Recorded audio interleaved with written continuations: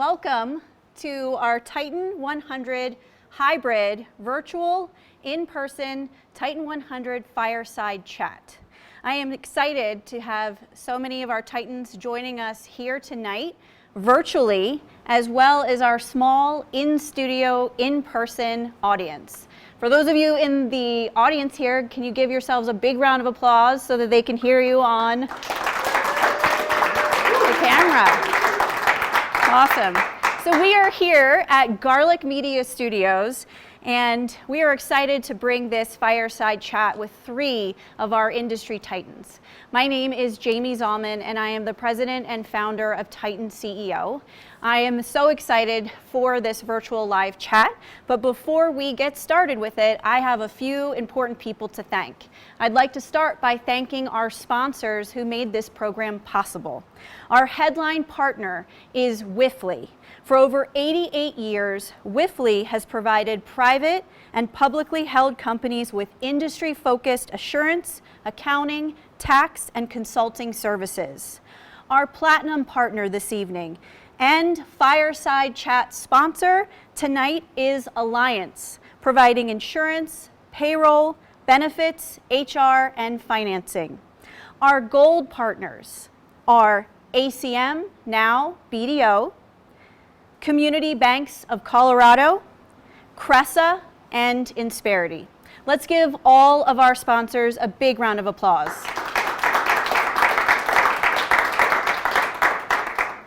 Now, let's meet our Titans.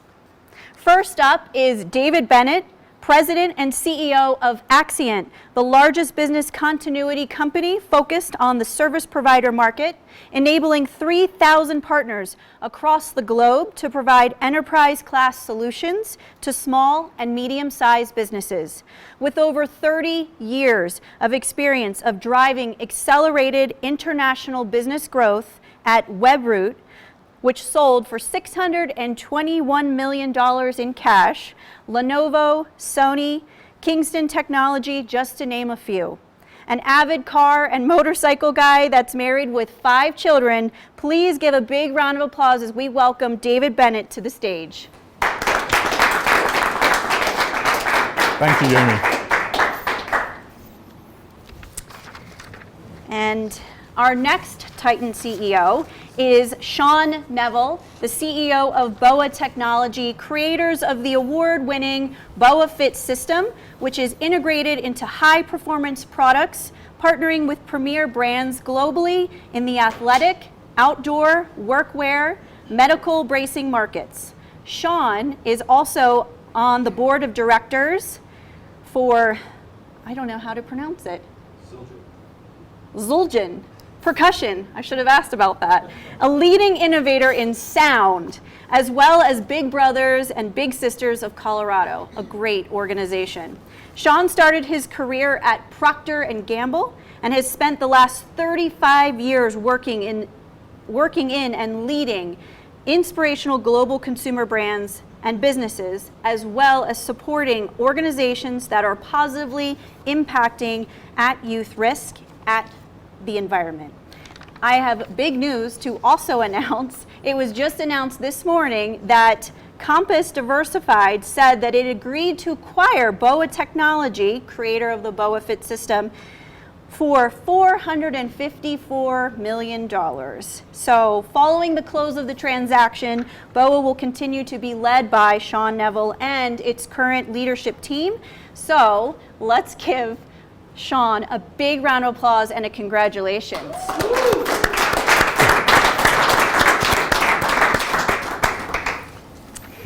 I am also pleased to welcome to this fireside chat Helen Young Hayes. Helen is a 20-year veteran of the financial industry as the portfolio manager for Janus Worldwide Overseas Funds. She built and invested a $50 billion franchise in global and international etiquettes.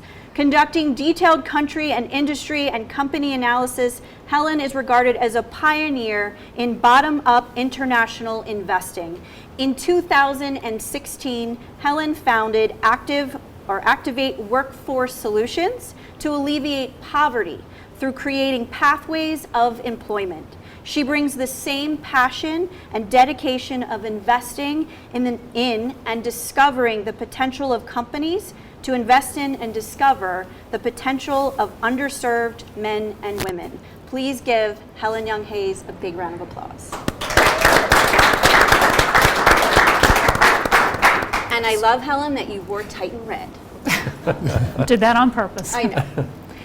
And our moderator for the evening is Sarah Jane Gomez. She is the Vice President of Client Services at Alliance Insurance Group in Arvada, Colorado.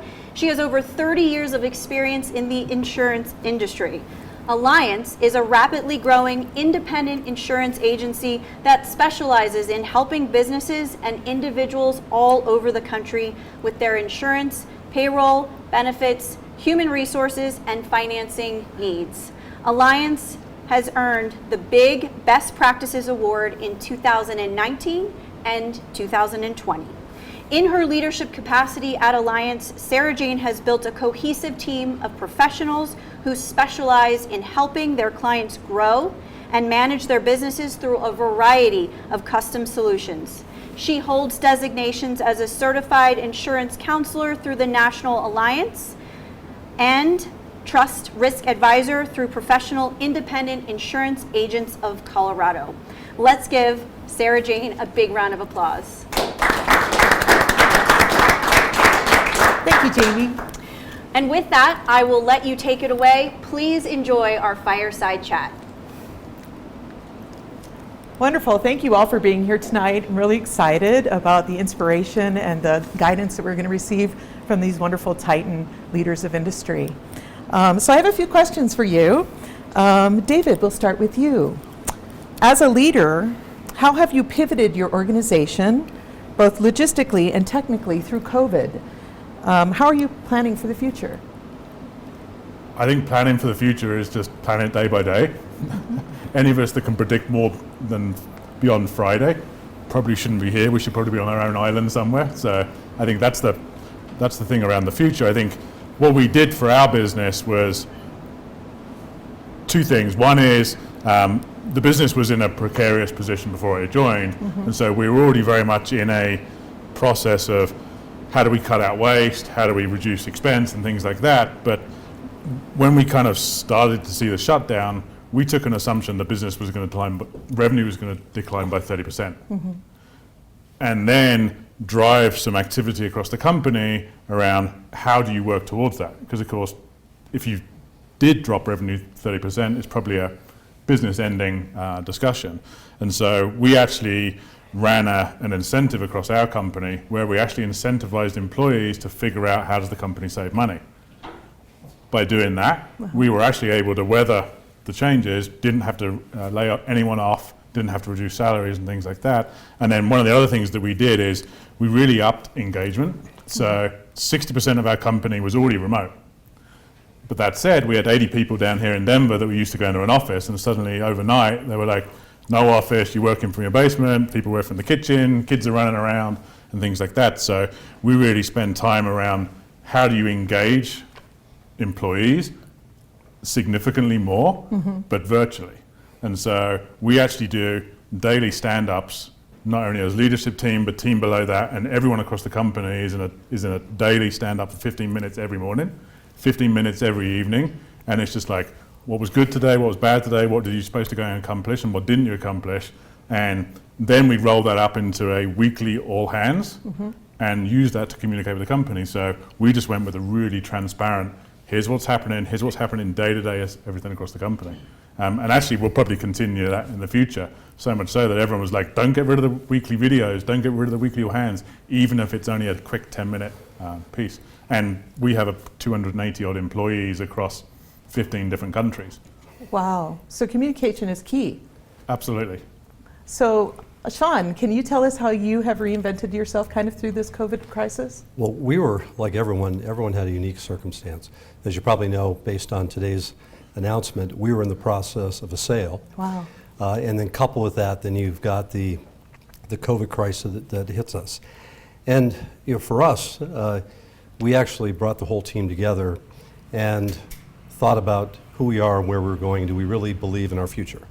Because as you know, every action you take is predicated on what you believe you can be and where you are. So we actually created a distinguishing factor of, we said there are 3 buckets. One bucket is interesting. And we said interesting never made the plan. And so there's always everything that's interesting relative to how you see the prism with which you see it. The second was important.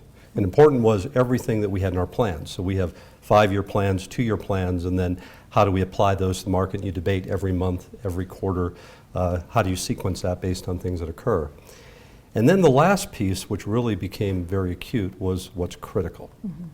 And so as very similar to David, as you look at what's critical for your organization, we created essentially 5 elements that no matter what, we absolutely would not alter from. And we were in a fortunate position because a lot of companies come into these situations with debt, stress, and other elements. We didn't have that issue, although we did have the issue of potentially selling the company. So as the CEO, how do you make sure that you do the right things for the organization while also recognizing the financial dynamics? So we started with critical, and we made a decision week 1 that every person in the company would be first and foremost safe, healthy, and financially sound. And we were lucky enough to do it. And so we weren't self-righteous about it, but by virtue of just saying it and saying, we're going to get through this, we believe in our future, and if we believe we have this incredible future as a corporation, actually overreacting short-term would be a mistake. And then we broke those down from long-term initiatives, short-term initiatives, and also what happens with the culture. And we're pretty cool, like most companies. I joined 4 years ago, and I was nowhere near as cool as anyone in our company.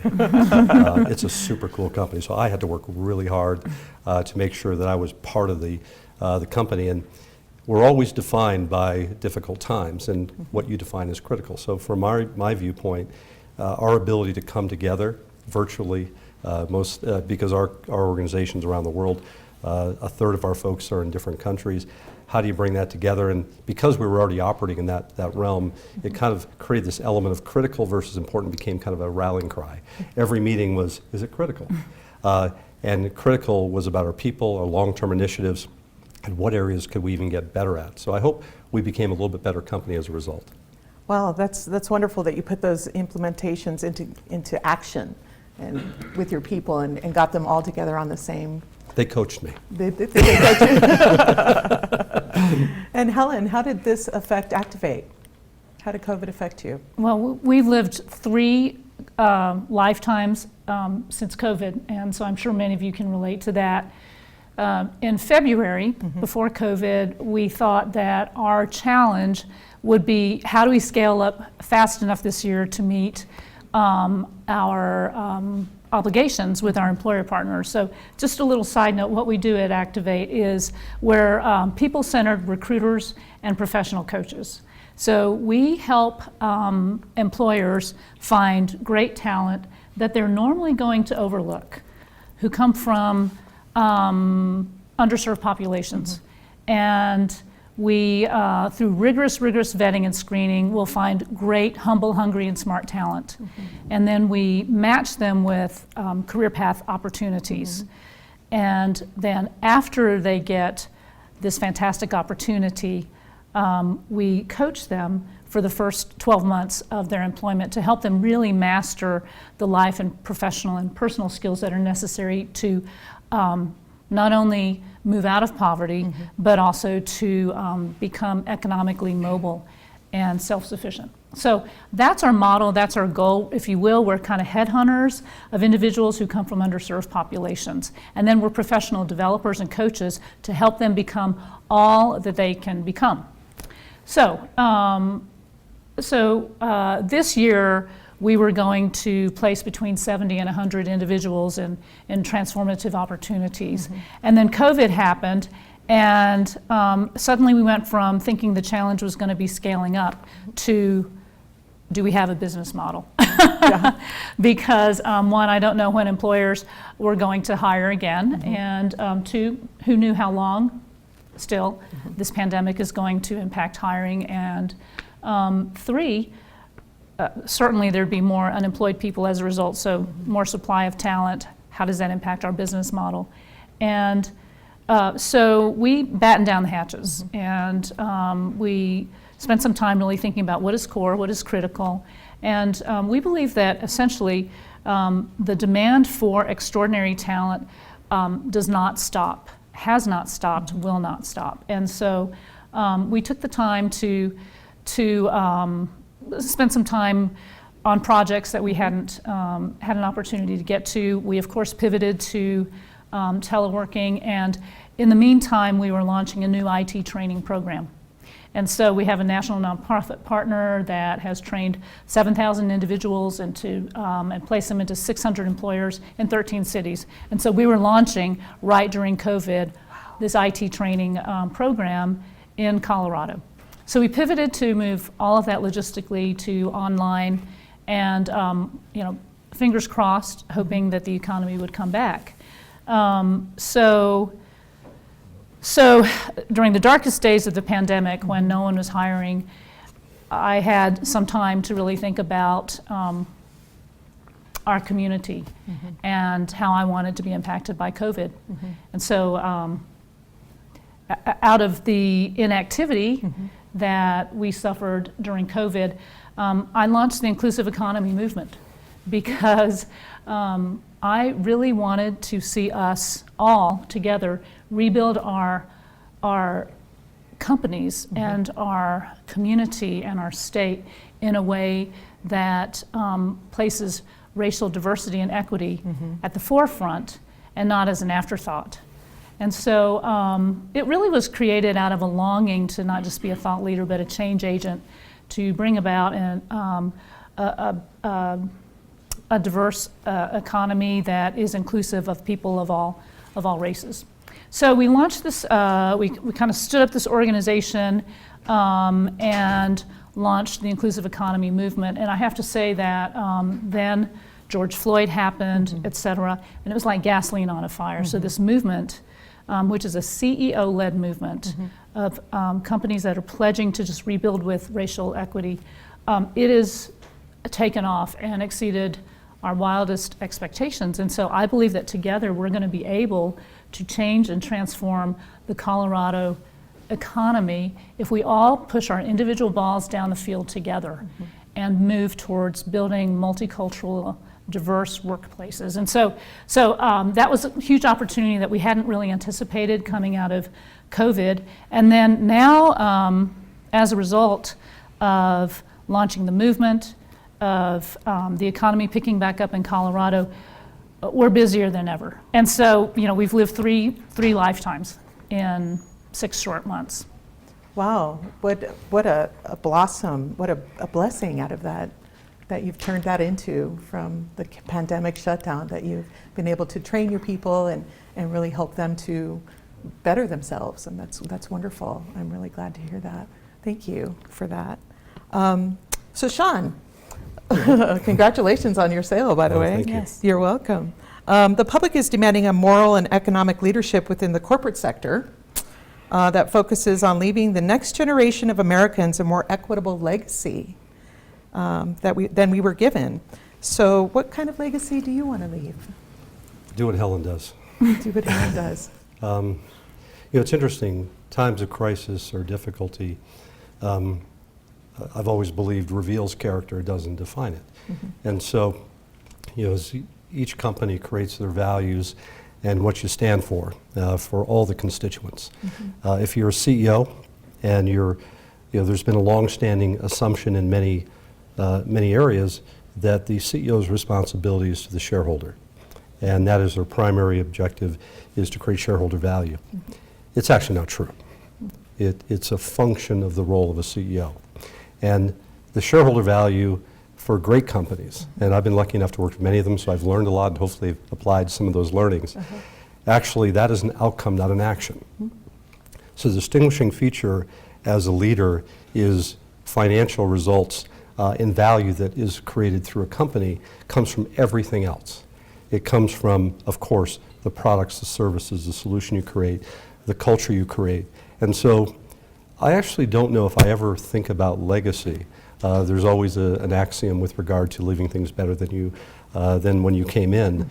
but actually sometimes you need to alter them completely. And so, I've been very fortunate to observe over my career working with or leading global companies the absolute focus on a few things that matter. When it comes to individuals, and I really appreciate what you do in the community, Helen, is it has to be an everyday thing. It's all the time. Inclusivity is not a moment. It's a lifestyle.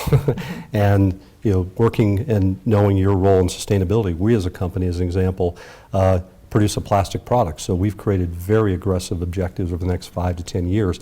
I don't know how we're going to get there, but we will.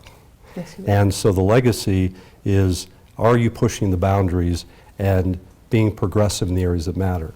And yes, financial results matter, and yet today was interesting. I'm more excited about the future for our team and organization because we're not inclusive enough. We're not sustainable enough. Every day I wake up assuming what can I do and what can we do better as an organization. The legacy is about improvement and possibility. So I got a long way to go. And David, what kind of legacy would you like to leave? I mean, Shawn answered it probably better than I can, but I think it's really about how do you create opportunity and an equal opportunity for everyone. I mean, the fact that, and what I interesting is someone come into the US from someone international, how much the US puts on, you've got to have like a university background and things like that. I left school at 16. Oh. And so how many people across Colorado or the US or things like that, or when you go through about recruiting, and I'm like, take the need for a degree out. How do we open our scope of like just thinking of people's ability, and a lot of people just don't even know what their ability are, and how do we give people that opportunity to like run as far as they can? And I think that's the legacy that I like to leave, is not only you bringing people forward, and like Shawn said, is hey, you have like an action in the company and the company gets better, you create financial results. The real thing is are you creating a better life for other people, and particularly people that didn't think they could attain it? And so that's the legacy I would love to be remembered for. Wonderful.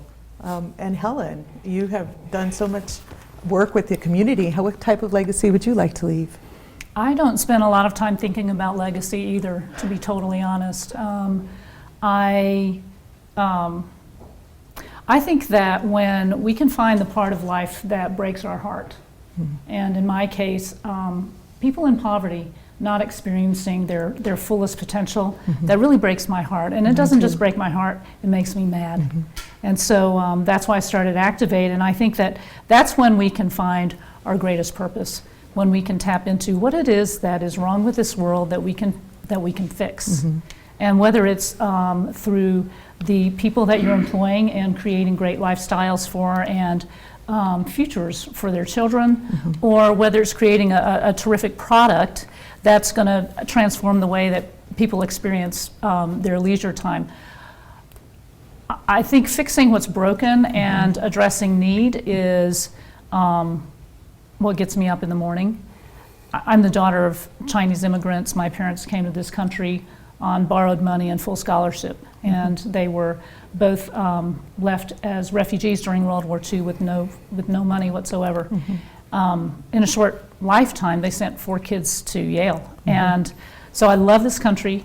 I love the promise and the potential of America, and it's not a reality for enough people. And so my goal is just to fix what I see as broken and create some opportunity for people. And there's a lot out there that has been brought to light through the pandemic and through the various racial inequalities that have happened, that have brought that to light to bring people to a place where they can have opportunity. I actually will step out on a limb and say I think it's our moral imperative at this moment in our history in the U.S. to really, really address concentrated poverty and inequity. And I think that our kids are looking at us right now to see how we're going to respond to this moment in time. Yeah, and I think that the piece there is how do we create the opportunity for them to go into it, and how as leaders are we ensuring that that's being driven down through all the organisation, and people. It's too easy for people to go back to this is the way we've always done it. It's like no, you've got to think differently, and how do you expand your horizons of creating the opportunity. And how do we Capitalism- affect generations? Capitalism is at an inflection point. So I Yes. think the context with how you see yourself as a leader and what role you play in society matters. And I think, from both of these two, and hopefully the essence is, and again, legacy doesn't matter, action matters. That's right. And so, every young kid, your situation is more difficult. My dad was murdered when I was 11. My mom in ninth grade education. I was a scholarship kid as well. And I had an opportunity that maybe others didn't, and worked hard to get there. But I want to make sure that I'm part of the path to make sure that it's not behind me, it's in front of me. And I think all of us had different situations. I think as a leader, you hope that that's your beautiful burden. Agreed. And Yeah. being a beacon in the dark, right? Yeah, absolutely. Yeah. Yeah, that's wonderful. Yeah. Lots to think about. So with that, with the next generation of leaders entering the workforce, Helen, how are you adapting to their needs, and how are you developing them? Definitely the younger entrants into the workforce have different needs than those of us who entered the workforce in the 80s. Back then it was go, go, go. Often it was make as much money as you can. And to our younger employees, they want to work really hard. They see everyone working hard, and then they wonder, where's your balance? Where's the balance in your life? And so we try to encourage our employees to take time, not just for family and recreation, but take time to give back to the community. So we'll do things together around racial equity or inclusion, and definitely a flexible work schedule is helpful. I have to be careful not to model working all the time because, I think it can be somewhat daunting for people to see someone who really, really likes to work. Yes. And so I have to kind of tame myself a little bit as I'm working with the younger generation. I would agree. I'm a single mother, and I work all the time, and having that work-life balance is really important to be able to show my child, or even the people I'm mentoring, that work isn't always what it's about, right? So David, how are you adapting to their needs, and how are you developing the next generation? Yeah, I think it's very similar around, particularly the younger generation, is like that they want to understand, how am I making a difference? And so I think it starts with, you've got to be very specific about what you want somebody to go and do, and actually what's the value they're going to bring to the company. But then one of the interesting things, particularly being in Colorado and an implant to Colorado, that I learned early on, and particularly being a PE-backed company, which is very much go, go, go, go, go, and you have to realize and say, I'm sorry, but in Colorado, someone wants to go cycling at 3 o'clock in the afternoon, or they want to go skiing on a Friday. And so you have to be aware of way more things than, you're right, in the 80s and 90s, it was pick up a phone, earn a couple of dollars, and go home again. And that's what people were happy about. But today, it's way more than that. And particularly as a lot of the people that we employ are in their early 30s, young families and things like that. And you've got to be able to understand, how do they really figure out that they're part of the bigger company, but also give them the flexibility to go cycling at 3 o'clock on a Thursday, or take a Friday off. And some of the things that we did is very early on with the COVID thing, is it was quickly like Zoom call, Zoom call, Zoom call. And I was like, time out, this is crazy. Yeah. You know what, we're shutting down the company on Friday. And everyone was like, what the hell? But it was just like, no, this is like not a public holiday. I'm just closing the company on Friday. So, but this is, you can either use the time with your families, or you can just go on your own and go to the mountains, because I think you've just got to force some of that on it. And you're right, it's like, I'm very much go, go, go, get up at stupid o'clock in the morning all day long, and it's very easy to push that on other people. And I think the different age levels or different kind of like backgrounds people come from, you just have to be super aware of it all the time now. So I haven't told our team yet, but we're moving to take one Friday off every month, just because we're concerned about burnout in our with the work that we do. Burnout happens, and so don't tell the team yet, but they can take a Friday off every month. Are you taking it off? I'm going to. I've been told to. And you have to do that. Maybe I'll just make kind of a semi-controversial statement. I don't believe in generations. Oh, expand more on that. The interesting dynamic of stereotypes are that we want to distinguish people's age and stage and categorize them. I've never believed in it. It's like distinguishing male and female, different cultures. The truth is, I'm as excited about the 60 over 60 winners as I am 20 under 20. And so if you actually take out that prism, everybody has a degree of youth and opportunity. And thinking about or trying to over pivot to a certain perceived group, I think is a huge mistake. And so fundamentally, I've always fought, and especially looking at different consumer groups and looking at the incredible unique dynamics within each of those. How can you categorize them? There's no such thing as a millennial.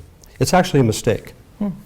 It's like saying there's someone that's black or white or Muslim or Catholic. The truth is we have to actually eliminate it and look at everyone. I care about our 65-year-old that feels he's 20. When I was 15, I thought I was 50. I had the weight of the world on me. You know, I'm 57 now and I'm a kid. And I do believe that that's a fundamental issue of over pivoting. We want to create the same environment and not create a distinguishing. Inclusion is the fundamental distinction of that. And so this is a great opportunity to talk about it because I do it and teach my team when they're having that conversation. And actually when you unpack that and unleash it, it changes how you see everyone. It does. And so that would be my humble view on youth, because I'm part of the youth movement. I'm worried about me as a young kid in the company. Just a little kid. I mean, it's true. It's like the 50-year-old might want to go cycling on a Absolutely. Thursday just as much as the 26-year-old Or take kid. that time off as much as that. And so I think I've got 3 kids that are 25, 20, and 30. They're all incredible, but vastly different. And they could have all been in theoretical different generations. Why distinguish them as such? Sure. Well, and it's the mindset too, right? Yeah. If you have an older way of thinking or a wiser soul, then sometimes that works for you or against you, depending upon where you're at in your career or even in your personal life. Yeah. This is my humble contrarian view. That's very interesting. Thank you for bringing that point up. So I think that we have some dialogue about how we're motivating our team and how we're doing some work-life balance with the COVID situation, and how we're also having some focus because there's a lot of distraction, right? Because we have a lot of distraction going on the internet and various other places. How have you developed or created any key performance indicators that align your management team? How do you keep those people focused and also motivated and flexible with their time? Why don't we start with you, Shawn? I have a contrarian view. Well, I actually think the term management key performance indicator is also a challenge. Every person in the organization is part of the KPIs. And so I've always believed, and you have to have a horizon of your KPIs or at least 5 years out because it puts into context short-term results.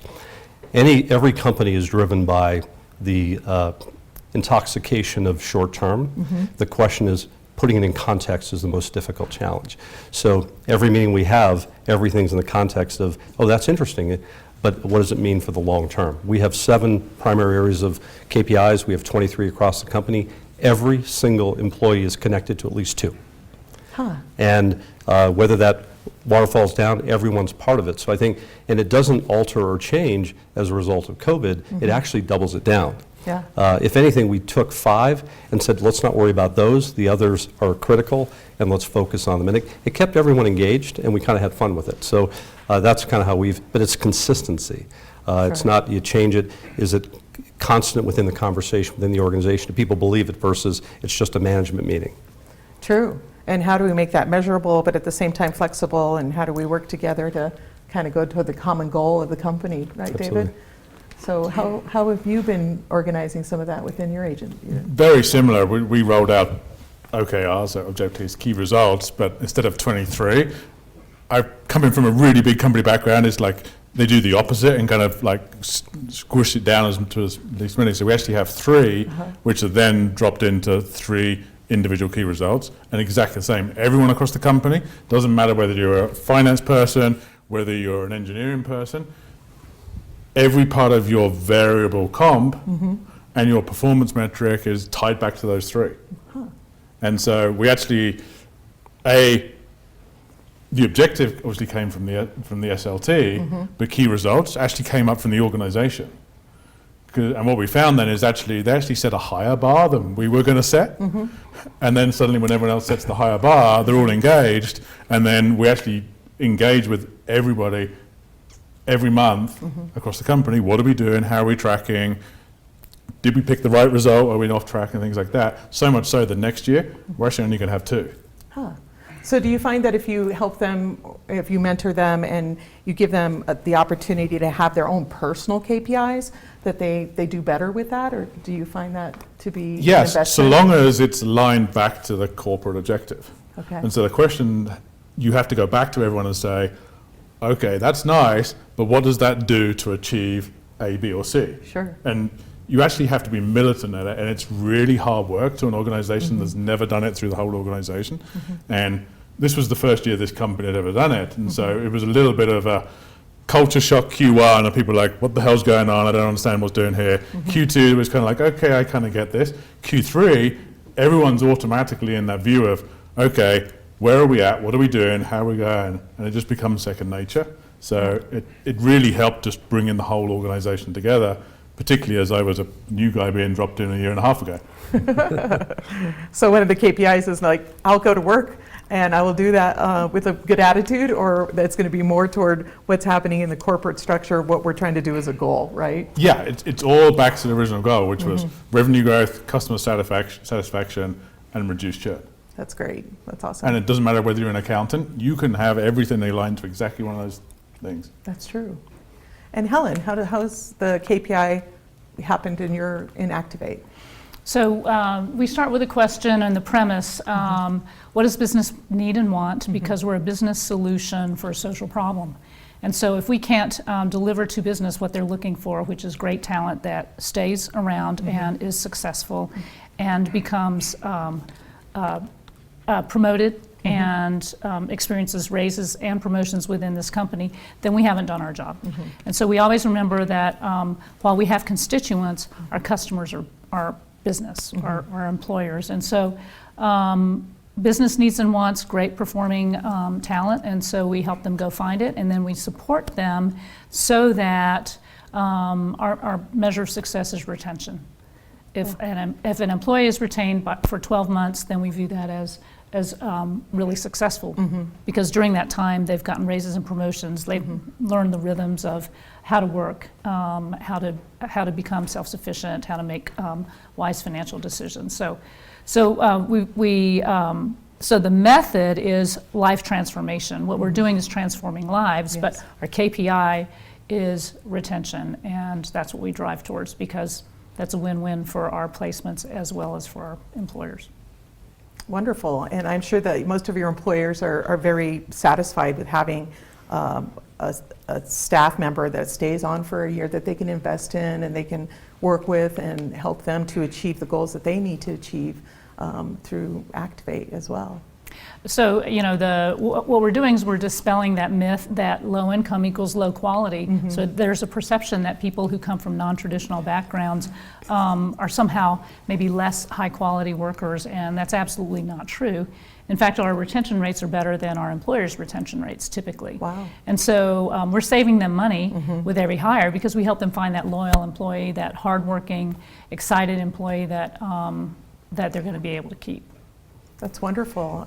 That's a wonderful investment, especially to reduce turnover rates and to help people to really stay on and have a career path that's promising for them in the future. I think it's important to be able to motivate your team and then the people that you also are working with and toward. Yeah, that's great. So I think we have a little bit of a hot seat round. We are in the last. We have some time, so I would like to kind of put some fun rapid fire questions at you, if you don't mind. And I want you to think through your answer, but at the same time, it comes to the first thing that comes to your mind.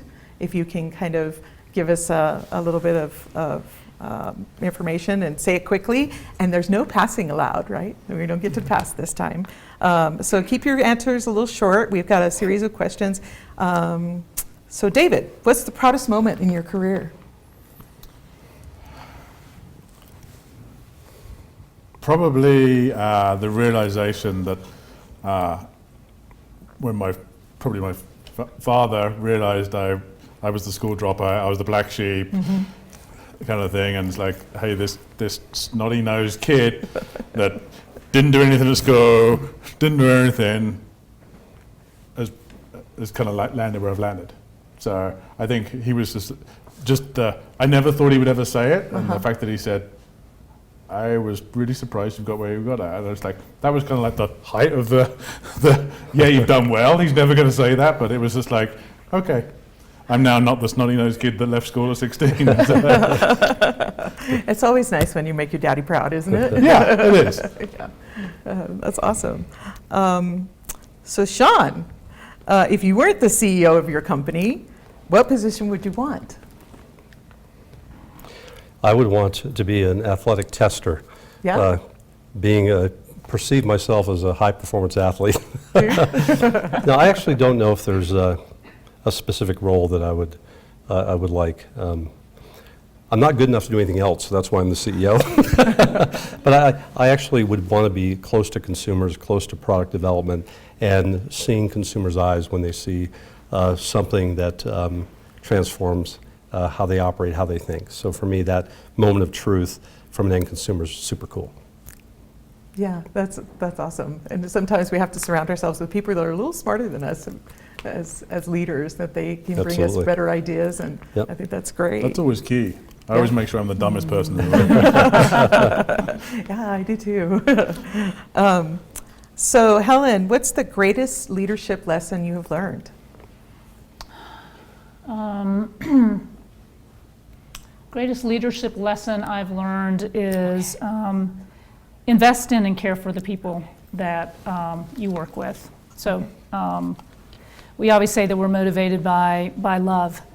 Love is what drives us. Yes. It drives us to move people out of poverty, and we love one another on our team, as corny as it sounds. Yeah. And so we're motivated by love.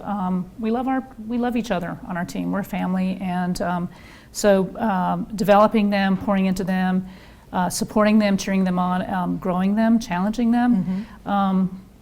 That is the greatest leadership lesson that I've learned, is loving the people that you work with.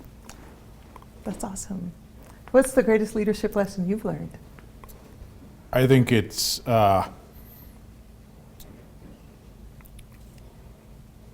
being humble, being able to push people that didn't think they could go and do something, and being able to take a step back and see you've changed people's careers and their personal future. I mean, that's outside of running a company and making people money. That's why we do it, is Yes. how do we make people successful? And I think that's one of the things that I learned was, if you can make some people that clearly, let's say, were like an analyst one day and then have gone on to be a VP of a $600 million company that's always thought they were going to be an analyst, and pushing people way out of their comfort zone because you know they can kind of go and do it. I think that's how you become a good leader. And Shawn, what is the greatest leadership lesson you've learned? I'm going to use these lights as an example. Okay. So when I was early as a leader, I thought the light shining on me so that I could express myself was leadership. And that's not the truth. The power of leadership is being able to turn the light onto others, because as a leader, you actually have the power and potential to use that light to help others shine. And so I hope that over time I've become better at it, that every meeting I'm in, every time I see others, can I take that opportunity to move that light and make sure that shines on others, and it creates an incredible energy. And every time they think you should take the light and you give it, it's magic. And so over time, I've hopefully become better at that. And ironically, I've got the light on tonight, which is fantastic. No, but I think that, and when you see it, it's very important. So that's maybe a lesson. That's wonderful. Being the light, that's beautiful. So Helen, what is the best business book you've ever read?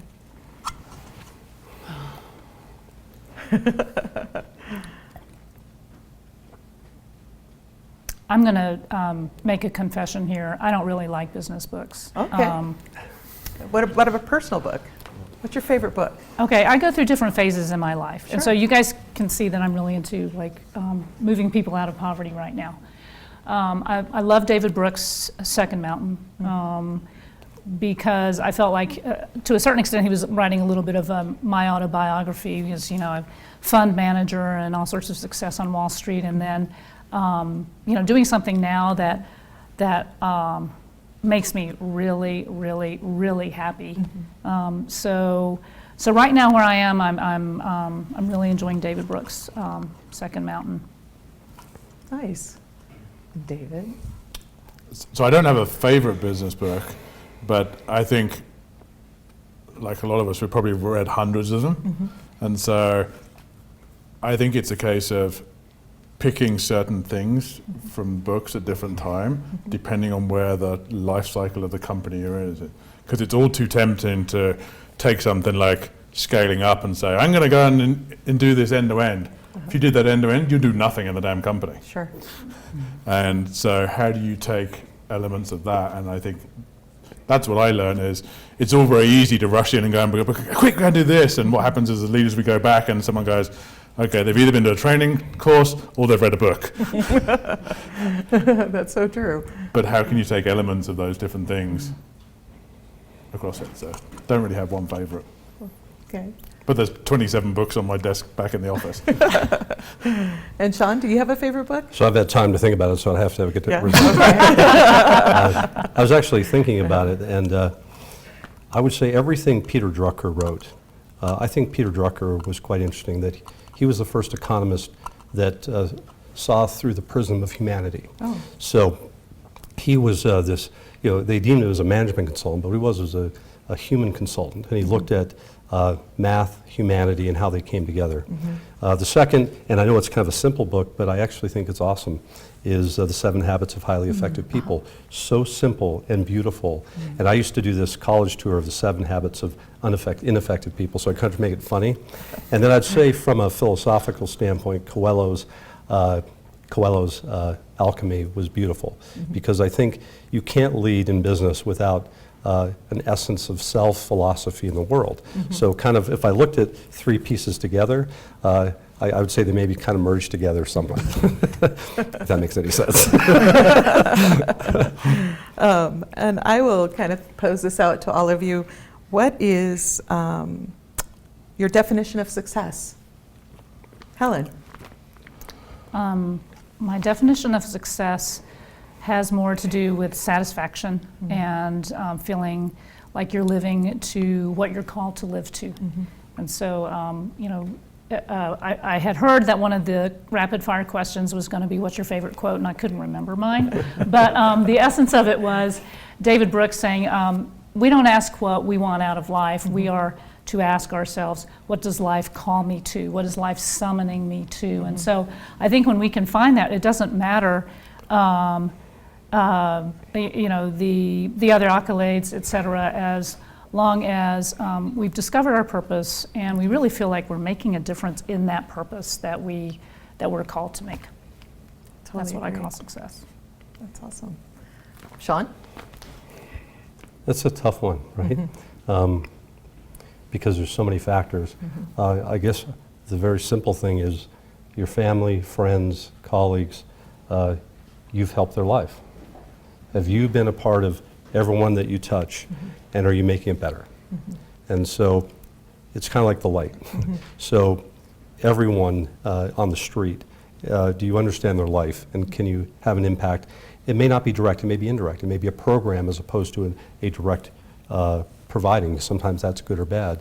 So I would say the essence is, do you create an opportunity for everyone around you to live a better life? You fundamentally have success. Of course, your kids, your family, your colleagues, and then they want to be around you because you're hopefully helping them in a positive way and challenging them. So maybe that's a simple answer, but that's how I see it. And David? Very similar. I think I answered it a little bit earlier on. It's irrespective who the person is, friends, family, people you meet on the street or whatever, or in business, how you create an opportunity for them. And then not only an opportunity, but how you pushing them beyond the opportunity you originally gave them. And so much so that at the end, it's less about what you do, it's more about what they did. And they just look back and like, hold a minute, I was over here till I'm over here now. That's pretty satisfying. Yes, it is. Now, if it was the PE company asking the question, it's obviously financial results. So, David, are you a morning person or a night person? I am 100% a morning person. Are you? Yeah. If I don't wake up by 4:30, it's late for me. Yeah? Yeah, I would have to agree. Me too. Shawn? It's late for me right now. Yeah? No, I'm kidding. I'm absolutely adequately a morning person. And Helen? I'm more balanced than all of you. I like to wake up around 6:30 or 7, and then I like to go to bed and get a good 8 hours of sleep. So I'm kind of middle of the road. We aspire to be you. Helen, Yeah. so. Yes, we do. I aspire to that, but with 5 kids, I have to get up early. If I want any peace, you've got to be up at 4 o'clock in the morning. I have 5 kids too. I thought I'd get away. Damn, I just need better planning then. KPIs. Yeah. And Helen, can you tell us what's the one item you can never do without? Oh boy, I know my husband would say it's my phone because I look so many things up on my phone and it helps me keep my schedule organized. One thing I couldn't live without, it's a thing. You're asking for a Yes, thing, a thing, a not physical like thing. family or Yes. something. A physical thing. Gosh, I mean, my Bible is really important to me. So I meditate on it at night, and it really helps me process life with wisdom. That's beautiful, wonderful. David? If it's not allowed to be a person, It's not allowed to be a person. it's not allowed to be a person, It's a okay. thing. It would have to be some form of transport that goes really fast. Ah, Because if motorcycle. Yeah, motorcycle, cars, anything like that, if I need something that's likely to kill me, Oh, I to see. kind of to make me relax. Oh, So thrills make you relax? yes, That's yeah. awesome. And how about you, Shawn? Mine's probably less interesting. A cup of coffee in the morning and a glass of wine in the evening. I'm with you. I'm down for that. Helen, where were you born? I was born in Alameda County, which is in Oakland, but my parents were in graduate school at Berkeley at the time. So California girl. California. And Shawn, where were you born? Edmonton, Canada. And David, where were you born? I was born in Reading, UK. Wow. Although when you read it, it says reading, so everyone kind of gets confused half the time. Where is that on the map? Southwest London. Oh, I see. Okay. So, last few minutes here. What is your bucket list item? Shawn, do you have one? My bucket list item is to travel internationally again. I feel you there. So I would say that's absolutely a large bucket, and to explore the places I haven't been in the world. Wonderful. Helen? I'm with you. International travel. Let's see, I went to New Zealand right before COVID, which was awesome because that was a bucket list, but I feel like I have so much of the world that I want to see. Mine's not that, because I spent my life on a damn aeroplane. And so I'm happy by the fact that I only had to get on a plane twice this year. Mine's actually build my own car and do 400 miles an hour at Bonneville. Wow. Okay. Wow, that's amazing. So what is better, certificates or experience? Shawn? That's a trick question. It is. I think you spend more time with experience than with certificates. So if you look at the body of time in your life, I would have to put it towards experience. I see. Helen? I'm not sure I understand the question. What is better, certificates or experience? Certificates meaning? Like degrees or Oh. accolades?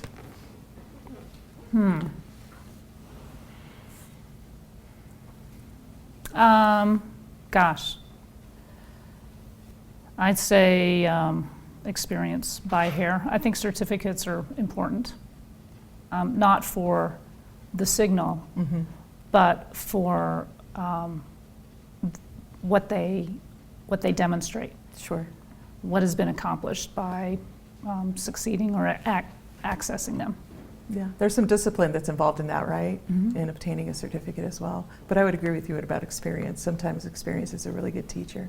David, do you have an opinion? I would say experience, but it has to be combined with desire. Oh, yes. Totally agree. Totally agree. So, what fellow Titan 100 CEOs do you admire most, and why? You have 1 minute. Helen, do you have a favorite? I'm going to go with Shawn because he's given us pearls of wisdom all night, and he just sold a company for $454 million. Is that awesome or what? Beautiful thing. Well, I would like to reciprocate. I actually came to Colorado. I had no plans to run another company. I was actually my goal here was to be involved, to take care of my mom, who I saw before I got here. And that's why I moved here from Boston, and to get as dedicated to having an impact on youth. Someday I'll do as much as Helen has and what she's done in her career. So I'm gonna denote Helen as my hero at this point. I apologize. You're fantastic, by the way. You're too fast for me. So apologies, but we love you. Yes, we do. And David, do you have a favorite? So I'm going to throw something a little bit different. So I'm actually a first-time CEO. So actually, I'm going to nominate Jamie. Nice. Because Yeah. and some of it's because I was a little skeptical of peer groups and things like that. First of all, I went through several other peer groups, and then I met Jamie, and she dragged me like screaming and shouting to an event, and here I am. And so I think actually her tenacity of doing that, and personally, it's really not only helped me, and so I think that's who I nominate. Yes. Thank and Shawn's pearls of wisdom, which was way better than my just. I love that. Well, thank you guys so much. Let's give our Titans a big round of applause for being here with our Fireside Chat.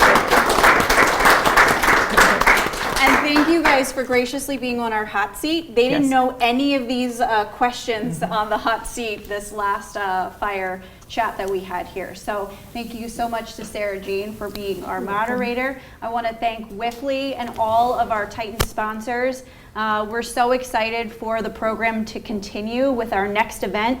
Make sure that you visit us online, titan100.biz. You can see profiles of all of our Titan 100.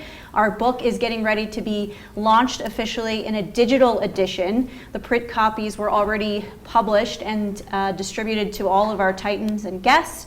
And for more information on TitanCEO, visit us at TitanCEO.com. Thank you again to Garlic Media for hosting us here in this awesome studio for tonight's production. Thank you to the team that produced and put together the studio. We hope that you have a fantastic night and be safe. That's it. Let's give everybody a round of applause. Thank you so much. Thank you. Thank you very much. You guys Thank you, rock it. Helen. Awesome. Yeah. Can I get a picture of you four?